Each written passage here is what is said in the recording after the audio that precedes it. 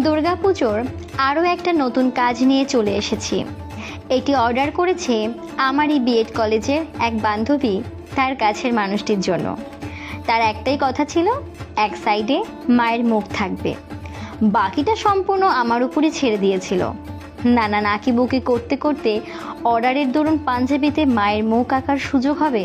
সত্যি একটা এক্সাইটমেন্ট কাজ করছিল যে মুখটা কেমন হবে। সব থেকে বেশি এক্সাইটমেন্ট কাজ করছিল মায়ের চক্ষুদানের সময়।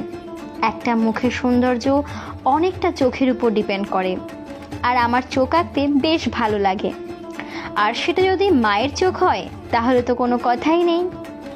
যাই হোক, যার অর্ডার ছিল তার তো খুব পছন্দ হয়েছে। এবার তোমাদের কেমন লাগলো জানিও, আর যদি ভালো লাগে তবে একটা লাইক দিয়ে দিও। আজকের মতো টাটা, আবার দেখা হচ্ছে নতুন নতুন কাজ নিয়ে।